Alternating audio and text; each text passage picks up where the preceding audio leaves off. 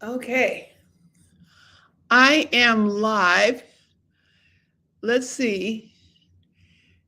Dearest? Is that what dearest? Bunny Love, hi, how are you? Welcome. I'm doing something I've not done before, which is I am doing a Facebook Live and TikTok at the same time. So I have not been on TikTok in a while. So this is Anita. Hi. Anita has been like the moderator. I have been away and I will be explaining all that. I'm going to be coming on every night. So good to see you, Anita. I've missed you. JC. Yeah, I'm going to be on every night. I'm going to make up for lost time. There's been so many changes since I was last on live. I can't. Anita, do you remember how long ago it was when we were live? It seems like was it a year? Oh yeah, I've missed everybody. It's been a road. It's been a trip. I'm here at Greg's house right now. He's out. I think he's outside working in the yard. Hi, Toby. So good to see you. Bench works. JC, did I finally get married? No, we're not married yet. We're heading in that direction. Um, yeah, it's been a ride. It's been a ride. I'm behaving. Yeah.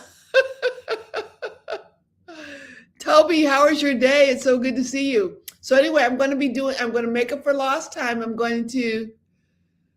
Yeah, I missed you too. I mean, it's been a long road here. And sometimes you just have to do. You're still traveling. Where are you now? Are you on the road? Are you in Tallahassee? Where are you now? Hello, Phyllis. Welcome. Now I'm on Facebook. Let me see. I don't know. I don't see anybody that's there. So we'll see what happens. Constance, hi, how are you? Okay. So I'm going to get started in a few minutes. I'm going to talk about the main thing was, starting from the beginning to where I am now. So that's why I'm going to be posting doing a live every day, because I'm going to tell you the whole story from the beginning to how I ended up where I am now. Hi, Sharon, how are you? Got our first Facebook person here. Yeah, I'm going to tell you the whole story because I think I can help a lot of you learning from my experience. I'm 77. Oh God. Hi, Liana. Yeah, so I think that my story can help other people. Where did you say you are, Toby? Let's see, I missed it. Where? Let me see. Toby, could you say where you were again? Because I missed it. I looked away. Are you in Tallahassee or are you somewhere else? Hi, Daryl. Welcome. So I'm going to start from the very beginnings. A lot of you don't know me. A lot of you don't know my journey. So I'm going to start from the beginning and every night talk a little bit more and a little bit more until we get to where we are now. You leaving for Georgia? You heading back to Tallahassee, then leaving for Georgia. Oh my gosh. Are you traveling for work or are you traveling for family? Yeah. I've been away from streaming for a while. And I'll tell you all about it because it was really, I'll tell you first of all, when I decided when I was 55 that I wasn't going to date anymore, I felt like I didn't feel like I was hiding from anything. I just felt like I needed to protect myself. I felt like gosh, I really need to protect myself.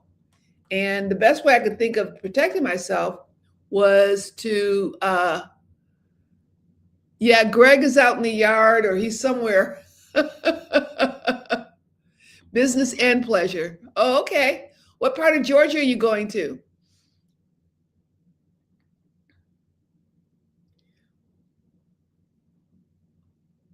Sharon, where are you from? Valdosta. Okay. Hi, Lisa. How are you? Good to see you. I've missed you. Yeah, I didn't, when I stopped being on live, I didn't think I was going to be gone so long. Oh, thank you, Mimi. Yeah, so good to see everybody. It's like a reunion. So, as I said, I'm going to just start from the beginning. I'm just going to tell it like it is, tell the story, and hopefully, I'm much older than most of you all, so hopefully my story will help some of you or ring a bell for some of you. Hi, Nikita. You're from Pearl, Mississippi, Sharon? Okay. Where are you? Is that near a particular city or something? Okay. So Lisa, you're still working from home? Or are you working? Are you still working from home? And and Tara may not be here because she had hip replacement surgery, and so she's healing and she's on strong meds. So she said she might not be able to wake up enough to come here. You still working remotely? Okay, is that working for you? Hi, Tracy. Okay, let me get started. So, I guess what we really want to talk about is protection. Are we protecting ourselves, or are we hiding? And so what I decided when I was 55, what happened, well, this is what happened. I'll tell you the whole story. The whole story. So I was in California, which I loved, and I lived in Santa Barbara, which I loved. And my near Jackson, Mississippi. Okay, okay. Um, Glad to have you here then, Sharon. So I my daughter had some problems, and she'd gotten recently divorced, and she had two kids, and that happened to me. My husband and I divorced when my kids were 2 and 5. I didn't have anybody to help me. Hi, Marie, welcome. And so I decided that I was going to help my daughter. And so I went to North Carolina, Asheville, North Carolina, to help her take care of the kids. And she was really having a nervous breakdown with the marriage. She's very, very emotional. And so I went there and I was going to stay for a few months. I left California for 2 months, and I never went back. I never went back. I never got back to California. And the reason I never got back was it was so crazy at my daughter's and her husband, her husband and the kids and all that. And the stress was so much that I got sick. I got really sick. And so I needed to have a surgery. And when I had the surgery, this was in Asheville. I said, well, I'll have the surgery in Asheville because at least I didn't have any family in California. It's just me. But I said, I'll be here with family and I'll have the surgery. Well, my daughter was crazy. How many of you have been like crazy when you've gone through a breakup or divorce? And I have to say, me, you lose it. Oh, yeah. How many of you have just gone crazy, right? So anyway, my daughter went crazy, and so it just got worse and worse. And so anyway, I had the surgery, and the doctors made a mistake on the surgery, and it almost killed me. So there I'm in Asheville. I'm in and out the hospital because the doctors made this mistake on my surgery. And so, I'm there, I'm in Asheville, I'm away from my home and all that. So, uh, this guy came along and he was like, he had money and stuff like that. And he was in Asheville. And I asked him to help me. Hi, Miss Joyce. How are you good doing? Good to see you. So I went, so this guy that had a lot of money, he's another white guy, and he was there and he was traveled around the world. And I needed someone to help me because I was like in the hospital. The doctors, you know how doctors, when they make a mistake, they try to hide it. And I was weak. And uh yep, you just teared up. um so I was weak, I was sick, I've been in and out the hospital, I was thin as a rail, I couldn't eat, I was throwing up all the time. So this guy comes along and he's like traveling, and then he comes into back into Asheville, and he invites me to lunch. So he takes me to lunch, and I ask him, I said, could you do me a favor? I need someone who has a lot of power to go into the doctor and get a referral because the doctors here are giving me a runaround. And so, he's like, oh yeah, I'll help you. Yeah. So sure. So the next day I had a doctor's appointment with the doctor, and he went with me. No, I didn't even know him. We'd never dated or anything like that. It's just like he was just a guy I knew. So he comes in there, and so he picks me up to go to the doctor, and he says, have you ever gone to Mayo Hospital? Mayo Hospital? Like, that's very expensive where rich people, and I didn't have health insurance because my insurance had lapsed. So he says, yeah, I do this is what he said, I do philanthropic things, and I will take you to Mayo Hospital. I'm going to go here and ask the doctor to give a referral for you to go to Mayo.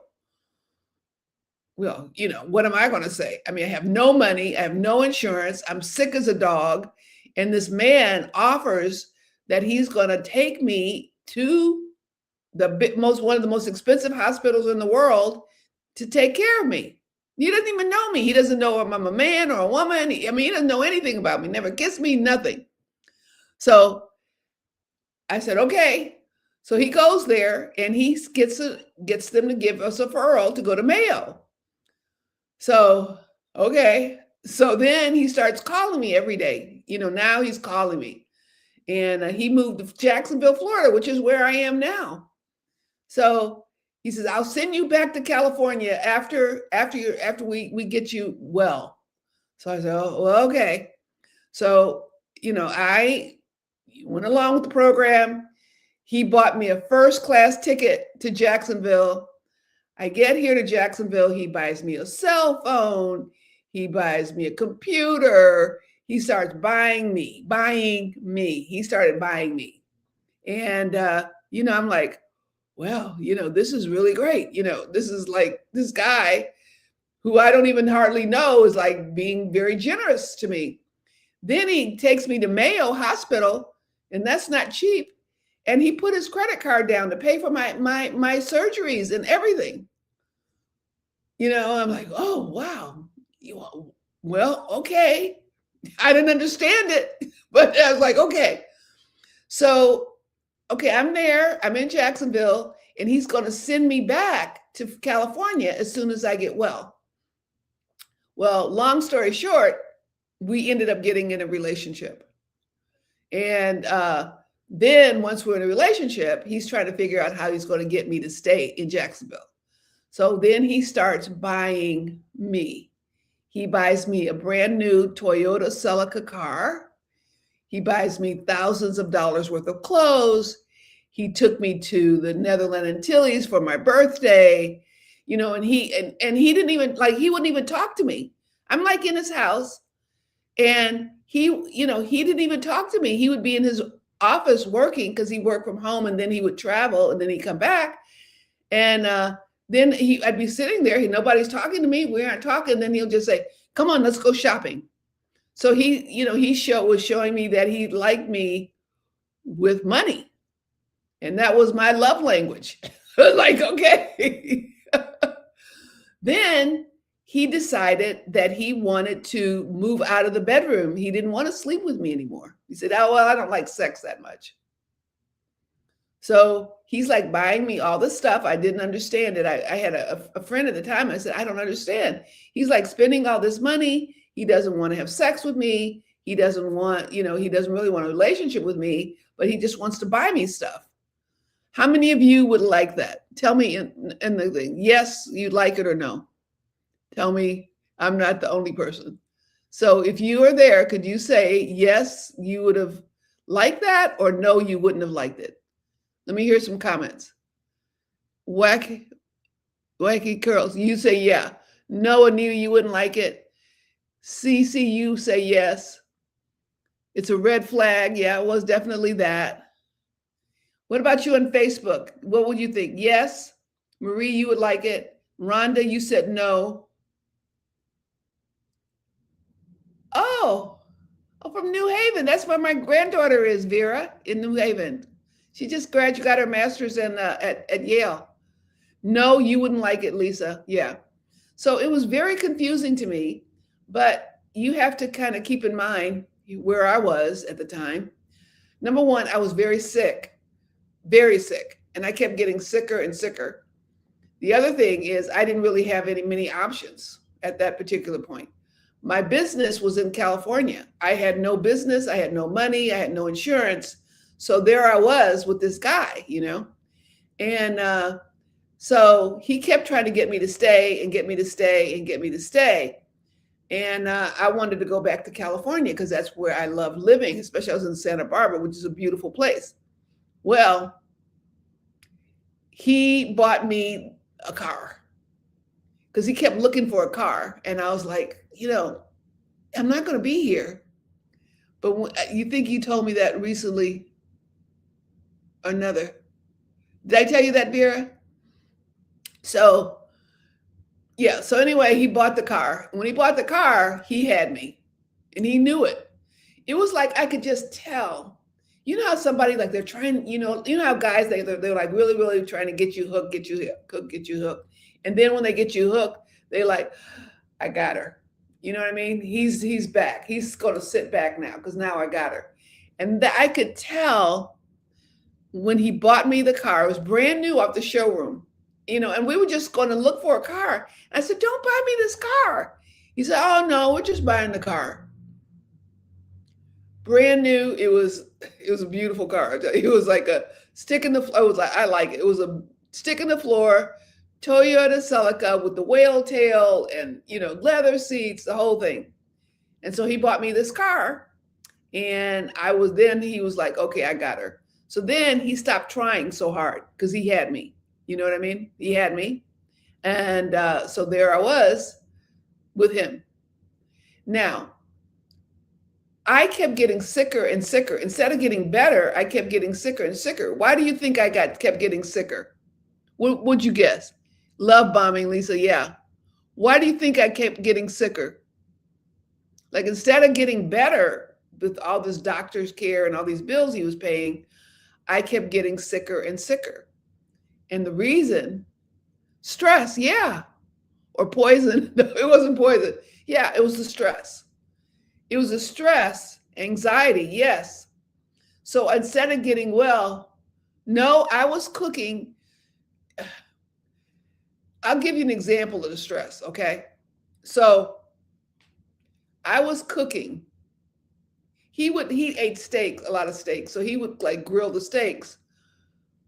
Stress of what? So I'm giving you an example, Lady J, why it was stressful. So I'd get up in the morning and it was my job to fix him eggs. And so I'd go in there in the kitchen and I would fix some scrambled eggs. I mean, I was married for 10 years. I had raised 2 kids. I mean, I know how to fix eggs. Every day I'd fix the eggs and he'd sit at the table and he'd say, too runny, too hard, too this. I mean, I never made the eggs right.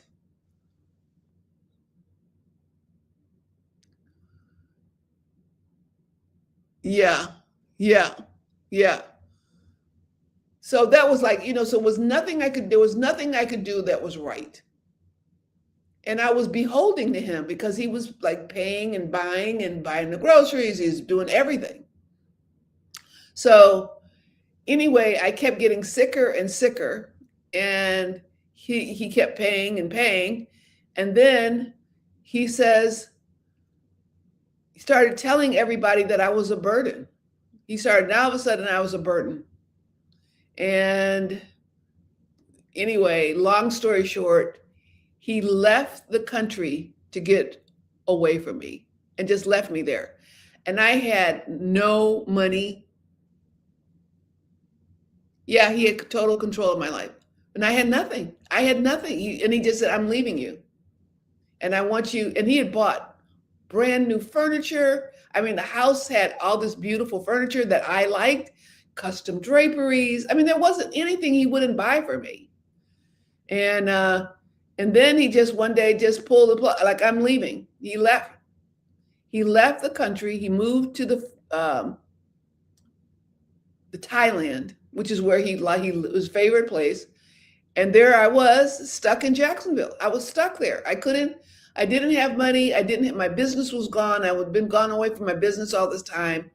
And I was stuck here in Jacksonville, Florida. I was sick. For 2 years, I was like, oh my God. My whole life flashed in front of me because there I was in my 50s, stuck in Jacksonville, Florida. I was like in Santa Barbara. Santa Barbara is by the ocean and near mountains. And I had a business there. I was on the radio there. I had all sorts of things going for me. He left everything, but I had to sell it. Cece, you're in Jacksonville, Florida? So I'm not dissing Jacksonville. I've been in Jacksonville for 20 years now. But at the time, I did not want to be in Jacksonville. It's like, I'm supposed to be in California, and here I am in Jacksonville. And I was, okay. And so here were a few other things that were going on. I was very, very sick, and I got Graves' disease, and my eyes popped out of my head. Literally, my eyes popped out of my head, and I had to get surgery, and I was cross-eyed. So I was cross-eyed. I was taken on steroids. I blew up. I had just everything. When I looked in the mirror, I didn't even look like myself. So there I was, stuck in Jacksonville, and I knew that I had done that. You know what I mean? I could blame him, but I had to blame myself. I had to ultimately point the finger at myself. I don't know what was wrong with him, but anyway, that's what happened. So I was stuck in Jacksonville. I had to, we were in the place. I couldn't afford the place we're in. I had to sell all the furniture. You had the same thing, Pamela? Yeah. So I had to sell all the furniture, the custom drapery, I had to sell everything and move out. So I had met some women, and they let me move in their place. I was literally I was 55 years old, and I was homeless. Now, you have to keep in mind, I had been driving around in BMW. I lived in Santa Barbara. I had everything. Oh, and I didn't tell you this. I was so sick when I was in Asheville. I was back and forth in the hospital for 2 months or whatever. I lost all my storage. I lost everything. I lost everything that I owned. And when I went to my daughter's, I was going to go there just for, at most a month. And, and so I, just wore some jeans. I was going to be babysitting the grandchildren. So I had some jeans and some tops. I mean, I had very beautiful clothes. I had furniture. I had all this stuff. I lost all my storage, all my family pictures. I literally had nothing. I had nothing. I didn't even have clothes to go on a job interview. So that's where I was. It's a different story, Cece. We rebound. I'll get to that. So anyway, a woman let me move into her house in a very affluent community, I must say. And I had to pay $250 a month for rent because that's all I could afford to live in this community. It was a very, very rich, one of the richest communities in Florida, Ponte Vedra CC. So I stayed and moved in Ponte Vedra, and then someone else let me stay there for 6 months and wait for her for 6 months. I finally got a job. So anyway, that's what happened when I depended on a man. That was my experience. And I had never lived with a man before because I'd been divorced for, at that time, my kids were the 40, 50, 28, 38, 48.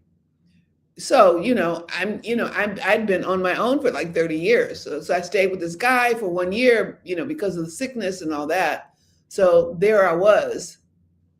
And so after that, I just said, I can't do this.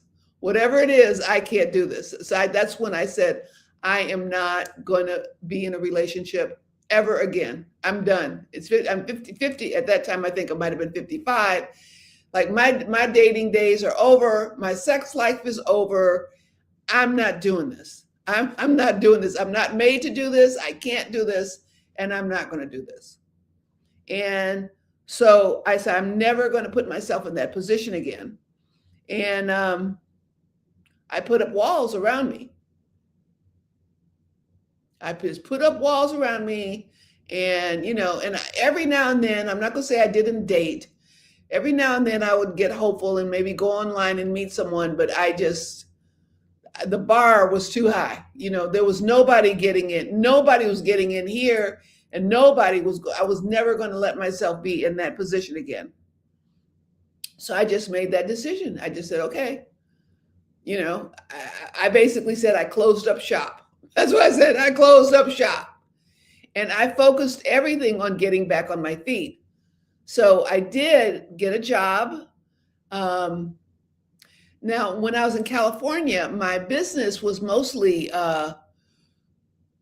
working with lawyers. I'm a coach, and that's the hard thing.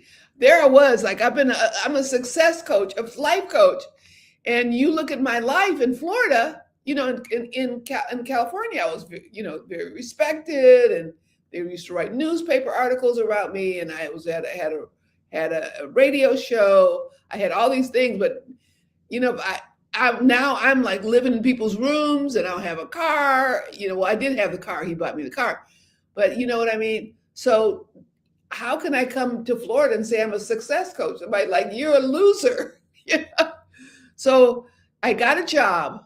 This is how God works, So I was in the support group, and they would meet with you and try to help you do, like give you ideas to try to help you to do better. And so I went to this meeting was a man and a woman. And I said, they were like, oh my God, I just hate cases like this because she's got nowhere to go. She's got no money. She's living in people's rooms. How can I help her?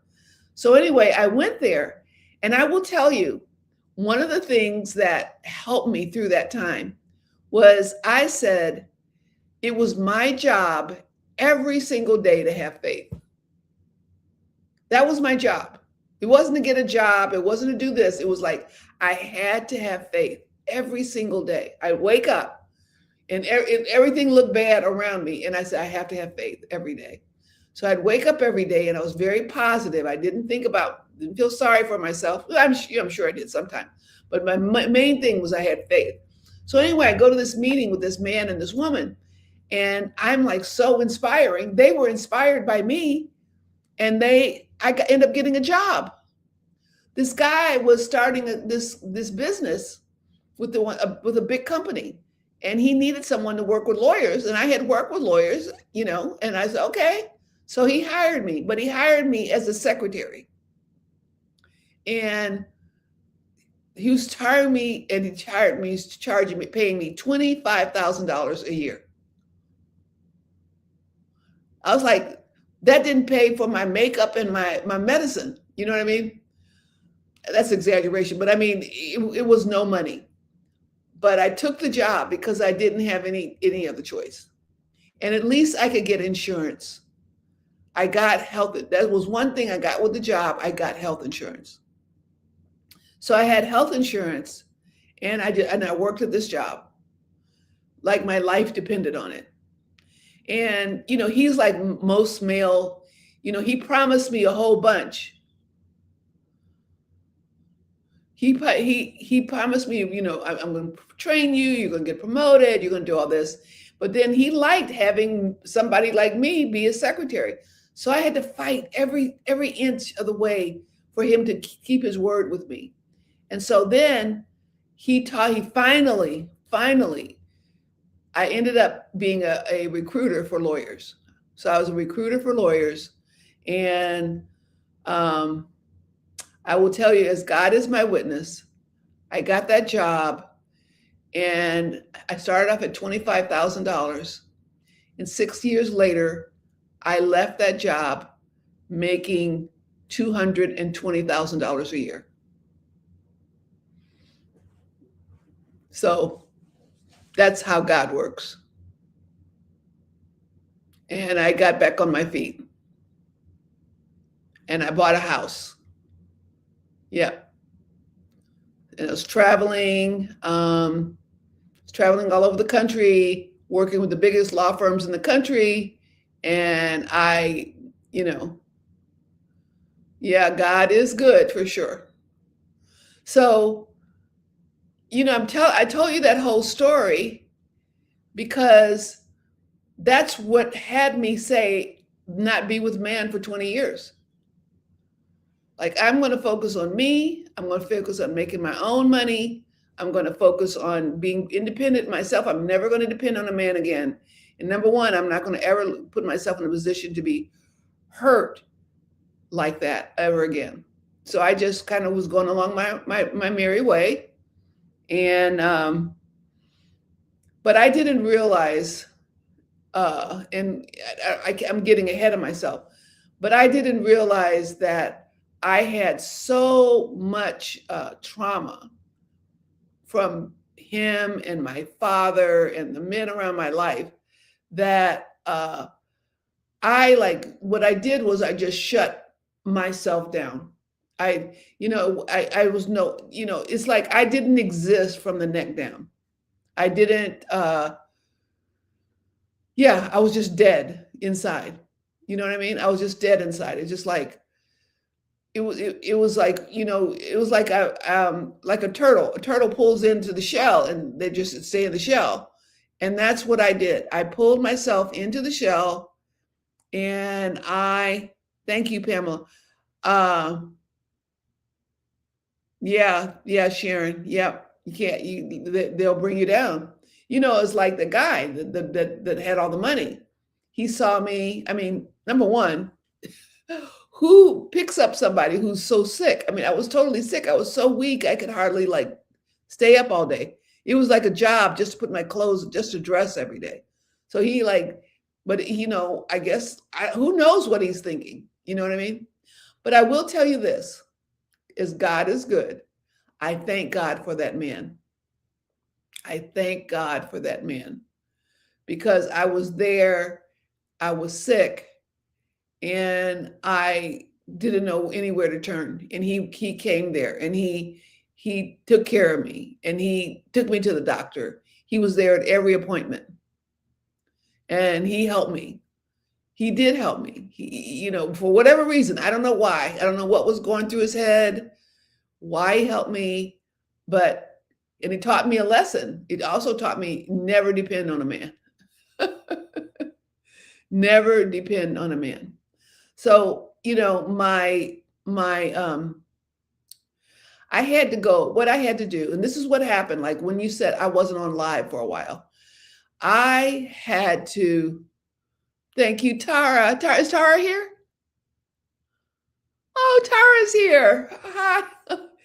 Yeah, Tara had hip surgery and she didn't think she might not make it because of her medication. Awesome.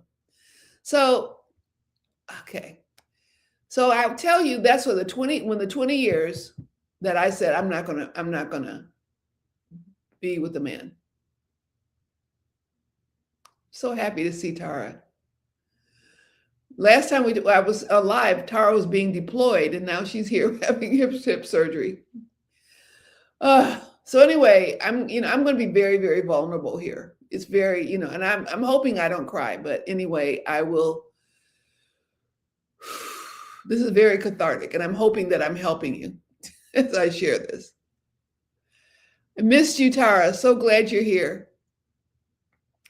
So when I felt like I was stopping, when I just said I'm not going to be with a man ever again. I meant it. And I have a lot of discipline. Like I'm a vegetarian, I'm this and that, and I work out. And I just said, I can't do this. I can't do this. So what I didn't know was that I had swept away inside a lot of trauma that happened to me as a child. And, you kind of go on and you whatever, but I grew up in a house. I'm the oldest girl and the only girl. And I had 3 younger brothers. 2 of my brothers they've died. One died over 20 years ago. And then the other one died maybe 3 or 4 years ago.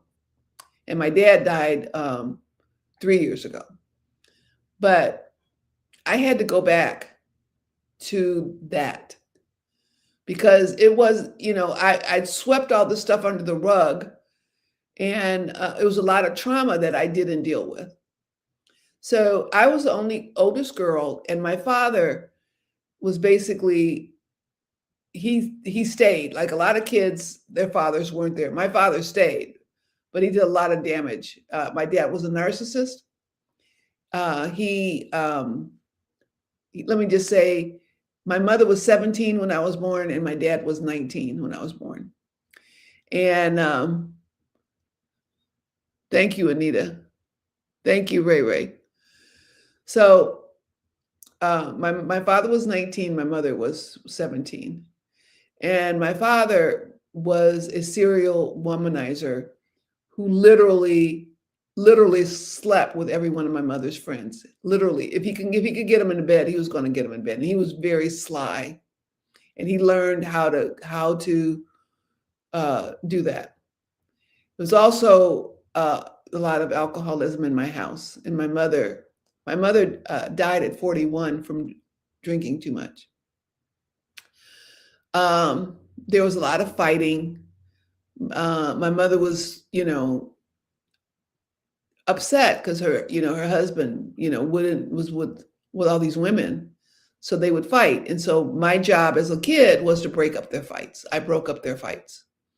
And I was the only girl. And I was like the only one who had courage enough to go in there and break up their fights. Well, my dad, he always had a Cadillac, and he had really sharp clothes. He worked 2 jobs. He always worked 2 jobs. But his life was, he was a narcissist. It was about him. So we had holes in our shoes. I wore hand-me-downs, all of that. And my mother, she would say, men, they're not worth it. Men, this and that and this and that. So I grew up watching my father mistreat my mother, hit my mother. My father was very, very brutal with my brothers. He was not only a narcissist. I don't know what you call people who get delight out of others' pain. Do you know what is that called when somebody does that? Yeah, he was my guardian angel. I think so. Yeah. Yeah. That's right, Vera. Yeah, Sharon, you do have to focus on herself. So anyway, that was what I grew up with. And, as a kid, you survive, it's something I'm talking about now. I had an invisible rule. So I just like, I'm going to be strong. I'm never going to depend on a man. My mother, like she would have to ask my dad for can you leave me 2 or 3 cigarettes? He was driving in a Cadillac, mind you. So my brothers, they all followed suit from my father. So they all treated their women the same way. They like, how many women did that were they with, and all of that. So when I was going to be by myself, I was like putting this barrier around all of that, all of the pain, all of the suffering that I lived growing up. And it was still wounded. You think that you're not dealing with it, but it's like a big wound that's there that you never dealt with. And so I just never dealt with it. Hi, Crochet. Most men are like that. There are a lot of men that are like that, for sure. So I didn't want anyone to hurt me. And so when you live your life defensively like that, it's not really free. You think you're being free, but you're not free. Yeah, yeah, yeah. And that's what happened to me. Rhonda said it right. It's like, I didn't know it, but I was attracted to narcissists myself. So now I'm a girl. My husband was not a narcissist. I'll tell you that. My husband was, what do you call it? He was on the spectrum. I didn't know he was on the spectrum when we were married, but he was on the spectrum. So he didn't really have good sense, but he was good to me. You know what I mean? He wasn't mean, or he was a kind man. So I was married to him for 10 years, but he was literally didn't have much sense. What do they call it when they have, I'm having a senior moment, but he was on the spectrum. Oh gosh. What does that mean? Like they have not like ADHD, like autistic, Asperger's. Yeah. So I think my husband had Asperger's. He wasn't high functioning, but he was, but anyway, he had Asperger's. I realize now, because my grandson has Asperger's. It's actually hereditary. My husband was, but he wasn't a mean man, and he became unfaithful after a while, but yeah. So my husband was that, but every other man that I was with, they were definitely going to be a narcissist, because I didn't know what a narcissist was, and that was what I was attracted to. So again, that's what I just said. I'm not going to be with the man. I'm not going to allow myself to open myself up to that. And so I was by myself for 20 years. What did I do? I worked hard. I worked my rear end off. I bought a house. I focused on making money, and and I shut my body down. I wasn't like someone who was like, oh boy, I really want to have sex. Every now and then, I might have a desire, which I would take care of myself, but I just like, I'm not letting a man touch me ever again. So I created what I would say, what I call an invisible rule. And the rule was, you cannot let anybody hurt you again. You're not going to let and all men are like this. Like, all men are like this. And so, of course, all men were like that, because that's who I was attracted to, right? So anybody has any questions you want to ask me, you can ask me anything, and I will answer. Now we're going to get to Greg. This is a story. So every day I'll tell you more. So anybody have any questions you want to ask me?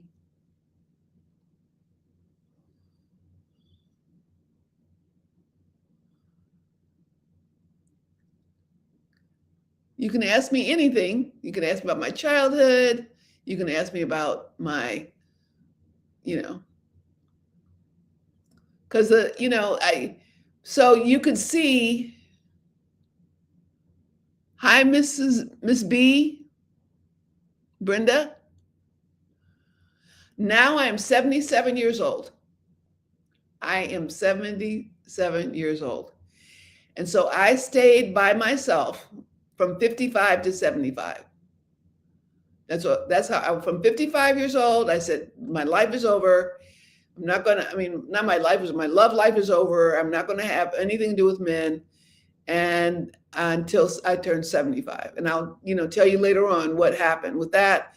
And I guess a whole story, because I got to update to you to what's going on now and how this worked with how I ended up being with Greg. Did I ever get tired of being single? If I was honest, I mean, I wasn't honest with myself, but I remember that I would wake up in bed and I would be like, oh boy, it would really be nice to wake up with someone. Thank you, Vera. I did, like, if I was honest, I really did want someone, but I just felt like it wasn't possible. I felt like I was damaged. Like I felt like I was so damaged that there was no way that I was going to ever have love, ever. So I just felt like it wasn't possible. And I would look at other couples and I would look at women that had men and I would say, what's different about me? Why is it that I can't find anybody? So I would think that question. You said, how did I break the cycle? Would you say it was coincidental? It wasn't coincidental at all. It was a lot of work. Thank you, Vera. So I did get tired. I guess the best would say, I think the best way to say is that I settled. Like, okay, I can't have anybody, I'm not going to find anybody. I'm not going to meet anybody. So, just, this is it. This was my lot in life. The thing about it is that I worked and helped other people have love, because I'm a coach. So I help other people have love. I save marriages, but I just kind of felt like, well, this is what I felt. God put me here to help other people, but it's not something I can have. It's something I can never have. Am I still with my husband? Well, I'm not married. My husband and I was only married for 10 years. And I was married for 10 years, and then I've been single for 46 years.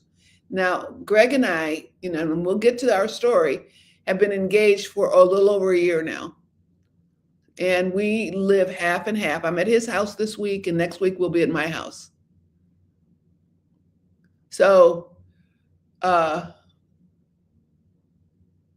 you say, Vera, no matter what you've gone through, you want that man that has been set aside for us. Yeah, you like, but I didn't think, you know what, I'll tell you, Vera, I really believed in my heart that it wasn't for me. I wasn't going to ever have that. I didn't expect it. I didn't, it's just like, I just felt like this is how the cards slapped. This is how the cards happened. This is what the cards did. So, yeah. So that was, that was my life, that my life was going to be alone.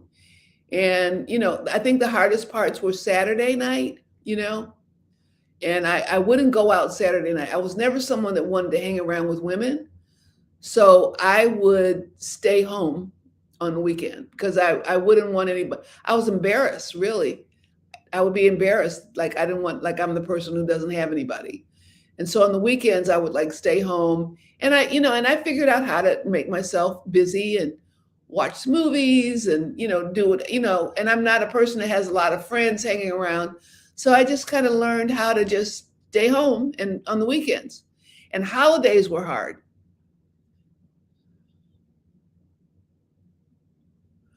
No, I'm like, how can I say it?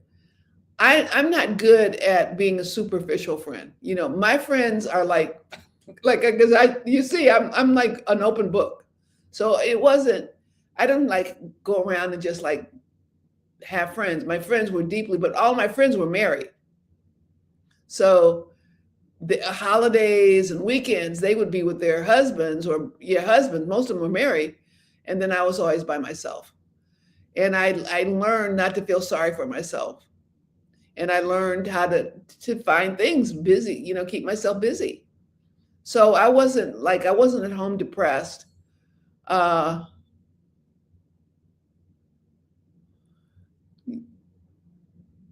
you choosing to remain single for 55 years. Hmm. Yeah. So, I could, feasibly, everything could change as far as like, marriage and all that right now, but this is where I am right now. And it was a road, and it was a road, and I don't regret it. I don't regret being single 20 years. I don't. That's the best I could do. And as some of you will see, that I really, when Greg and I first got together, it was a really rocky road for me. Uh, Partly because of him, but I would say mostly because of me, because of my trauma. Because immediately, all of the trauma from my mother and my father and all of that came up, and I could not see him. I could see my father. Did I have any good friends? Yeah. So anyway, now one of the things that I happened, and I'm going to tell you this, that for all those years, I didn't have me for me. Like I said, I was able to help everybody else, but now I didn't have anybody for me. But I now have someone for me. So I did recently create an app, and I'm going to share it with you, and you can use it for free. I mean, if you want to report, it's like $7. But if you, I have something.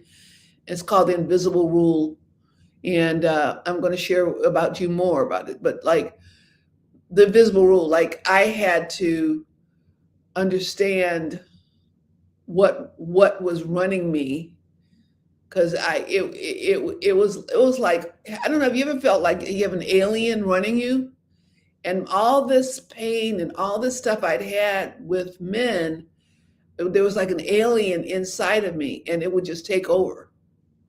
And yeah, thank you, Anita.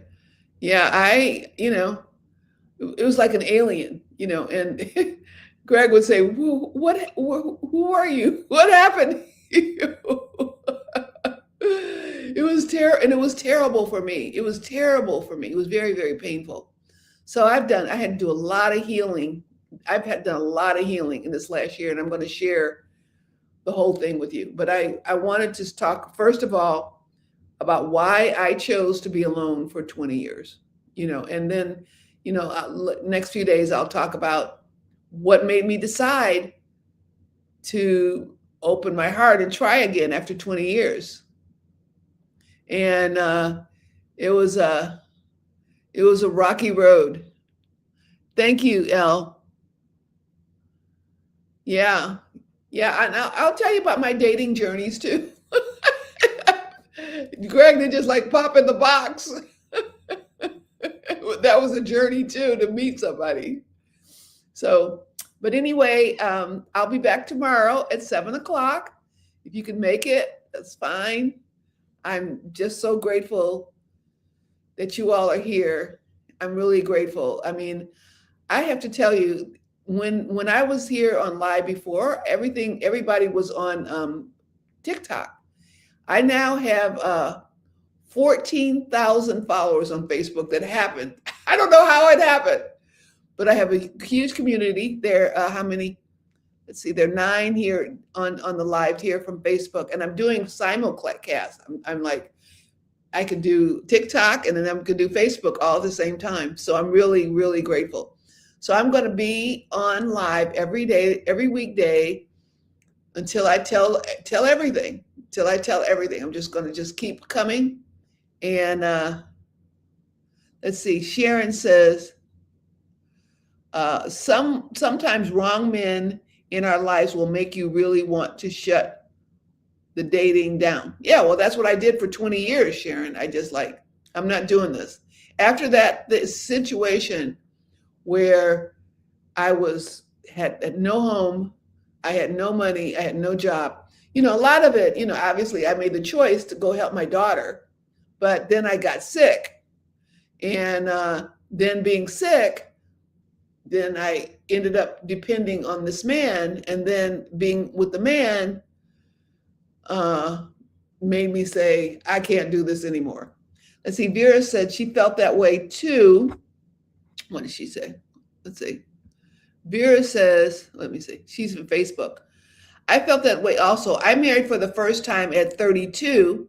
First sexual encounter, she saved herself. She got pregnant after 7 months, and he began to abuse her. And she left because of the abuse. She has a son who's 34 now. Her son was 14 when she married again, and he was verbally abusive. That he divorced her after 2 years and 5 months of marriage. He died 3 months ago. I eventually healed and believe there is someone for me. Good for you, Vera. See, Vera, yeah, we can recover. You sound like you are a recoverer because, yeah, and run in the same boat. Sharon says you're proud of me. Yeah, the probably the most scary thing ever was for me to open my heart again. And I don't, what happened to my house? My house is still there. I'll be there next. I was there last week. And we split 50-50. We split, I'm at his house this week, and next week I'll be at my house. So, we're both of us, Greg and I both are carrying the legacy because my children are entitled, to what I have, and Greg's kids, especially, we're like in our 70s. It's not like we were in our 20s or 30s and built a whole life together. So, we're pretty established in whatever we're doing. So, but we'll talk about, the marriage thing and all the other stuff tomorrow. So any more questions before we go? Thank you. I'm trying to think how to, if you go to my profile, that's what it, if you go to my profile and if you click on the invisible rule, you can take the app, and it'll be like you're talking to me. She is smarter than me. I have clients that like pay me $25,000. She says it's smarter than me. And it's like you're talking to me. You have to try it out. Can you believe I'm 77 and I created this? You just got to go to see what I created, because I did it. Also, I've written a book. 77, don't give up on yourself. Don't give up on yourself. There's so much ahead for you.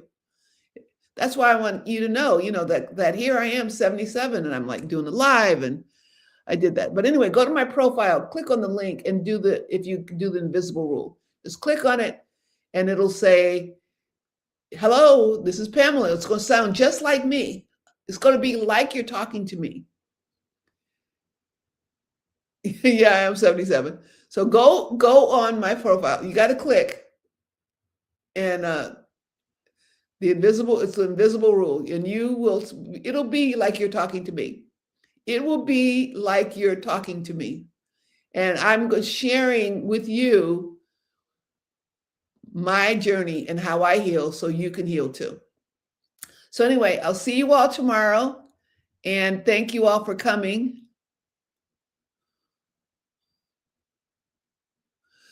The book is on Amazon.